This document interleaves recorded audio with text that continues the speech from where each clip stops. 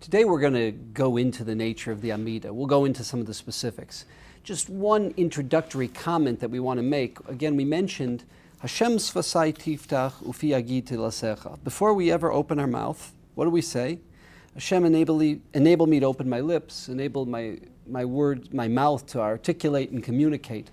Again, the context is this was after the events of David and Bathsheba. After Nasan Hanavi, Nathan the prophet, comes to King David, and he says to him, what have you done? And David does not justify, he does not rationalize, he doesn't defend himself, and he breaks down. The shorthand version you have in Sefer Shmuel, he says, Chatasi Lashem, I've sinned against God. The elongated version is Psalm 51, and this comes out of Psalm 51. And basically he's saying, if it was so simple that I could bring a korban, and that would be my kapara, that would be my atonement, it would go work smooth, wonderful, everything would be fine and simple. But that's not what's happening. I can't do that. What I've done, even though technically she was not technically she was not married. Why? Because the Jewish soldiers would give their wives conditional get. If I don't come back within 2 weeks of the platoon, you're divorced as of today. When would they give the divorce? When they left, when they went out to the battlefield. The reason they didn't give an outright divorce is because a Kohen can't give an outright divorce, because a Kohen cannot marry his ex. So what did they do? It was a conditional divorce. You're divorced from now on the condition I don't return within 2 weeks of the platoon. Well, since Uriah Hachiti does not return because he's killed at war, so she was divorced, retroactively she was divorced from the time that he left for war. What's the point? He doesn't defend himself. He doesn't get off on a technicality. He acknowledges that what he did was wrong, it was terrible. And he says this, if only there were a simple way of correcting this, but I can't. And he pours his heart out to God.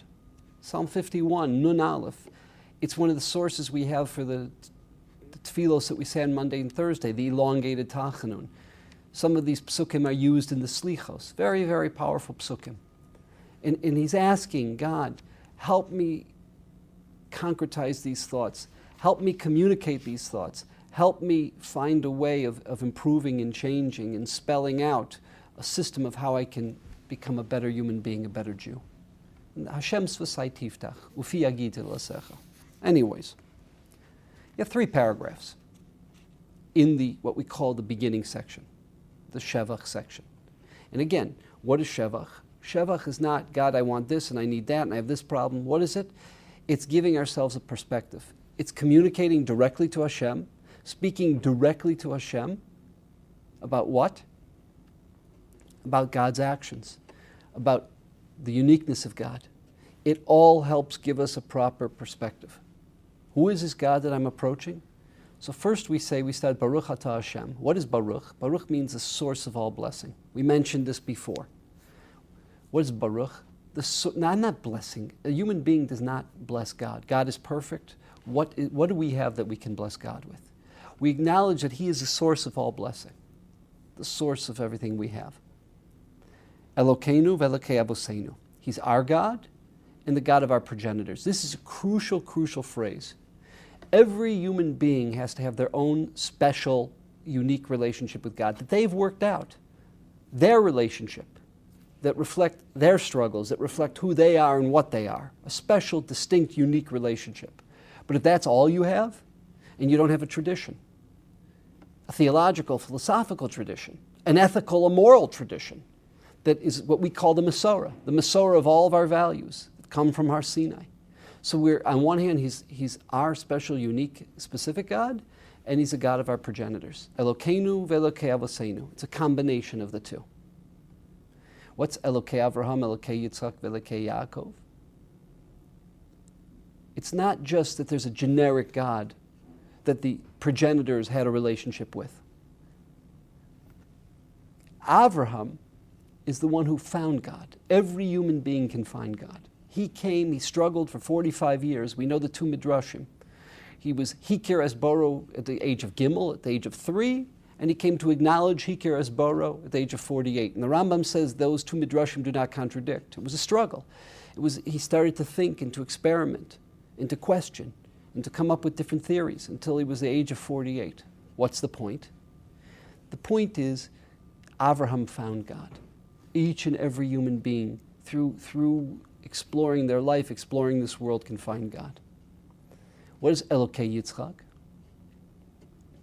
Yitzchak had a relationship with God that he was willing to give his very life.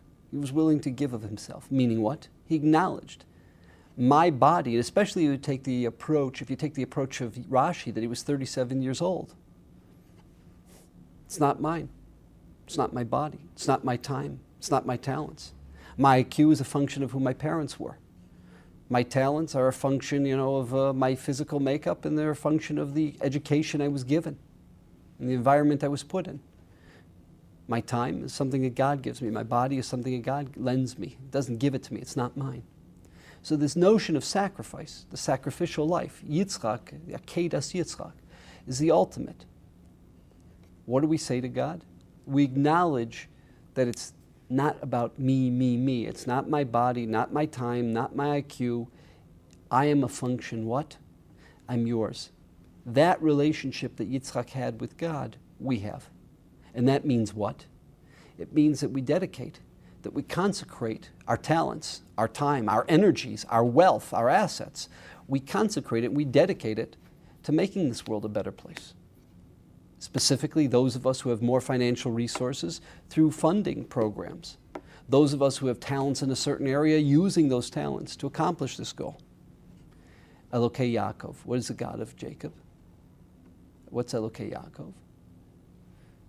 Unlike Avram and Yitzchak, not that they had easy lives, but Yaakov Avinu had a very challenging life.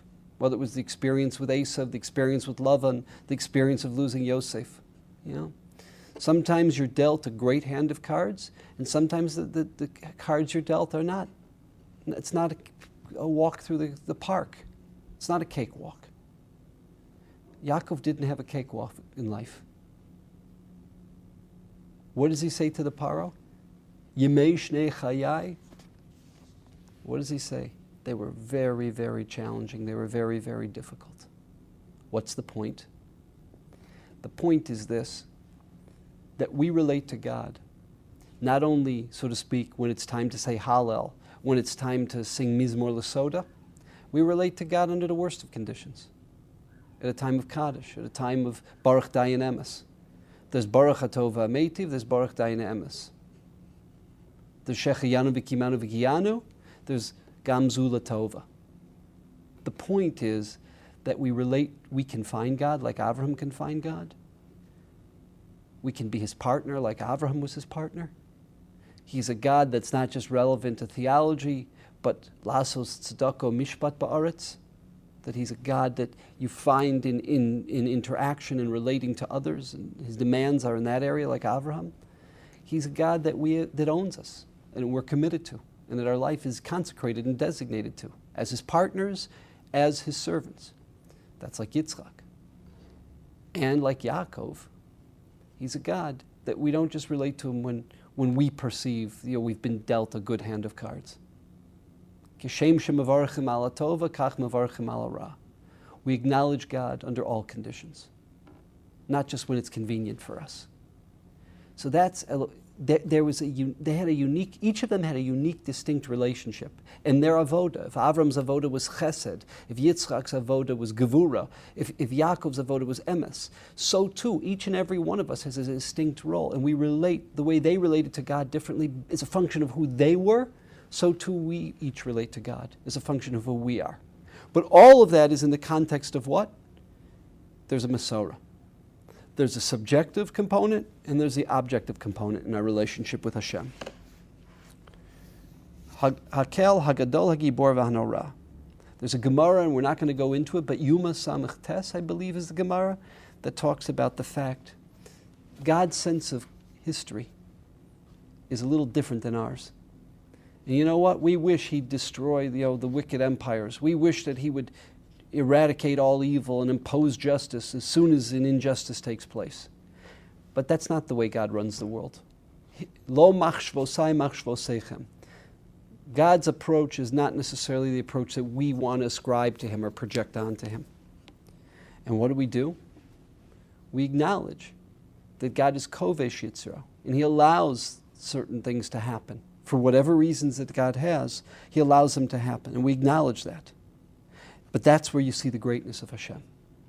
He doesn't have that need for instinctual satisfaction, for immediate gratification. That's not the way Hashem runs this world. Gomel chasadim tovim, the chesed that He gives are good chasadim. V'konei hakol, He owns us. Like we said when we spoke about Yitzchak Avinu. He's konei hakol. By definition, if we are His creation, juridically we are His, then we live by His conditions.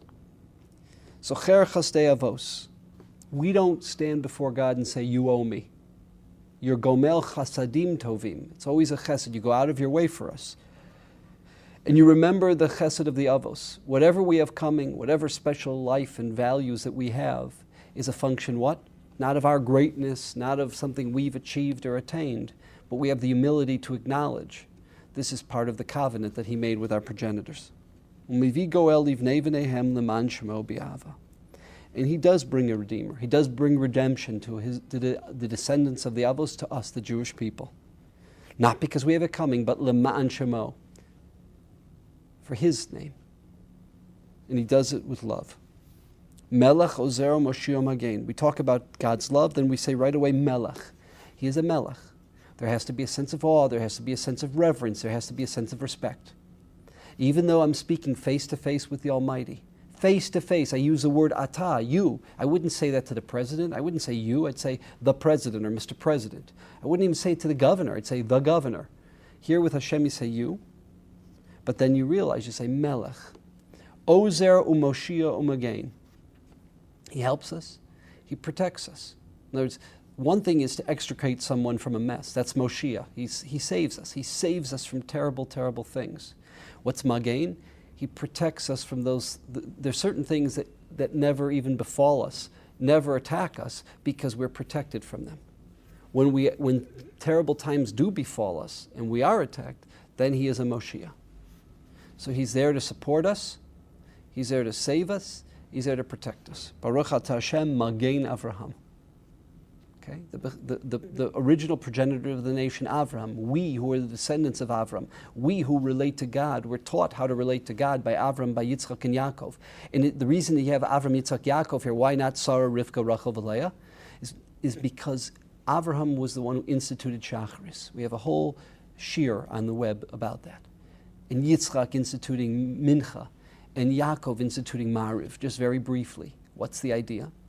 The notion of relating to God when I wake up is a prospective on the day. As I go forward is a prospective on the day. Mincha is a retrospect on the day. Vayetze Yitzchak lasuach basada lifnos arav. He had this dialogue with Hashem, looking back on the day, before the end of the day, lifnos arav, before the sunset. And what's Mariv? Night is a time of fear, of trepidation, of uncertainty. Yaakov, vayivka b'makom. We have this confrontation. We reach out to God at that time of fear, uncertainty, not a time of confidence, not a time of us functioning from a position of control.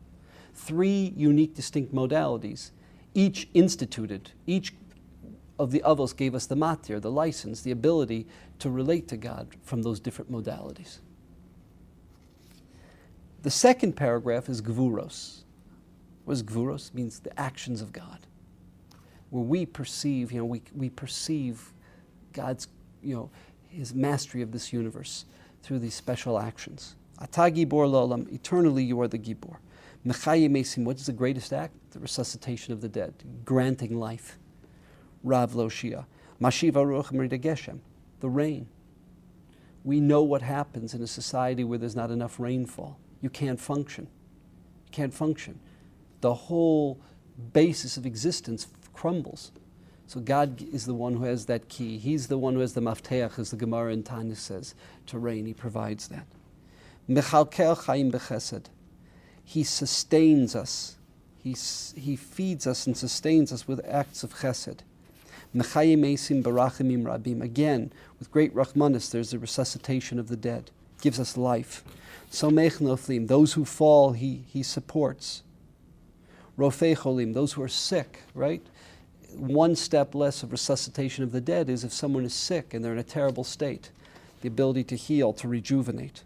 Matir asurim, those who are incarcerated, those who are physically incarcerated in a prison, those who have been abducted, and matir asurim, those who are bound, who are incarcerated emotionally and psychologically. He emancipates them. And again, he fulfills his word to those who are sleeping in the dust. The greatest act of God is that giving life, resuscitation of the dead. Who is like you? You give physical life and you give salvation. You save us from our own destruction, from our own assimilation, from being lost. So there's the physical life, Melech Meimisu Mechaye, and there's Matzmiach Yeshua. And you are believed to resuscitate the dead. Baruch atah Hashem Mechaye Mesim. The greatest act of these gvuros, of the rain, of healing the sick, of emancipating the incarcerated, of feeding, the greatest act is Tchias HaMesim. What's the third paragraph? The uniqueness of God. Atah kadosh v'shimcha kadosh. You are unique and distinct, and the knowledge of you is unique and distinct. As human beings, God is nothing like us. He doesn't have emotions, he's not physical. Ukdoshim, those intangible beings, what we call the malachim, as the Rambam in the second chelik of the Mor Nevuchim refers to, the divine intelligences, the system that God uses to run this world, to drive this world. Even they that are not physical, not concrete, not tangible, they acknowledge the consistency, the way they go about fulfilling their goal, never veering from their path. Gravity, right? Gravity is a malach, is a divine intelligence. Raphael, the laws of medicine, etc. There's a consistency there. There's a certainty in the way they do it. But nevertheless, they acknowledge that God is unique and distinct. Baruch atah Hashem hakel hakadosh. That unique, distinct God that is so different than anything we can relate to. The great mistake that human beings make is we project ourselves, we project our emotions, we project our perceptions onto God. The great mistake. This is the shevach. So what do? We talk about our relationship with God in avos. We talk about the great actions of God in gvuros. And we speak about the uniqueness of the Ribono Shel Olam, the uniqueness of HaKadosh Baruch Hu in Kedushas Hashem. And that, of course, is why Kedusha is in the Kedushas Hashem, Hakel HaKadosh. We're going to start the beginning of the petitions, what we call bakashos. What makes a human being unique and distinct is our intellect. Our intellect is the Tzelem Elokim. It sets us apart from any other creation. What is the Tzelem Elokim? The ability to have an abstract intellect, to perceive ideas, concepts, whether it's metaphysics, whether it's law, philosophy, science, not because instinctually we need to feed ourselves, protect ourselves, warm ourselves. That's what Kedushas Hashem is. That's what makes us unique and distinct as human beings. And what we ask is, we acknowledge, Atah chonein l'adam das, you're the one who gives us that ability. Umlamed l'nosh bina, not only the insight, the ability to perceive things, but the ability to take the knowledge and do things with it. Bina is taking the knowledge and applying it. Davar mitoch davar. Chaneinu me'itcha deya bina baskel. We ask for that ability, to have insight into this world, insight into ourselves, into our function, our purpose, our role. Baruch atah Hashem chonein hadas. You, God, you are the source of the one who grants this insight, who grants the human being that special, unique ability to perceive the knowledge and to understand one's purpose and one's function and role in this world, and to understand one's talents and abilities and how to employ them and to function. To be retrospective, to do tshuva, meaning to look at oneself and improve oneself. All of this comes from you. To know what needs we have, to find an ability to solve our problems and our needs. All of this we acknowledge comes from Hashem. There's the inspiration, the insight. There's the ability to take the knowledge that we have and to apply it. This is the idea of, and this is first and foremost. It's the first thing we ask for. Because what is a human being? A human being, by definition, is a being that has an abstract intellect, that functions from a perspective of chachma, That a human being is an intellectual being, is a being that functions from a perspective of wisdom, of insight, etc. That's what sets us apart. And we acknowledge that God is the one who provides that for us, and we ask for the ability to grow, to develop, to learn, to utilize and employ that insight. What we're going to do next time, is the next 2 times, is to discuss the bakashos. First and foremost, das, and we'll go through the first 5 or 6, which relate to the individual, and then the needs of the community. And just one point before we end. When we speak and we ask Hashem for something, it's always b'lashon rabim in the plural. Why is it b'lashon rabim? Why do we ask in the plural? Very simply, because a person should never be so narcissistic that it's about me, that the universe rotates or spins around the axis called me. Not so. When the Chazal say, Bishvili nivra ha'olam, what does it mean? I was given unique abilities, unique talents that only I have that can contribute and make this world a better place. The world was created so that I could participate in it, help it develop, help it perfect itself. That's true. But not that the world is there to serve me. The world is there to meet my whim and fancy. That's not the purpose. So what we're going to be doing is, even though there are individual needs, we never are so self-centered that we only think of ourselves. Prayer teaches us to be empathetic and sympathetic and to always be concerned with the needs of others. Not only is this something we do during prayer, but hopefully we lead our life that way. That it's not about me, it's about the needs of others. It's not just about my family, it's about other families. Next time, we'll be starting our analysis of the bakashos. Thank you.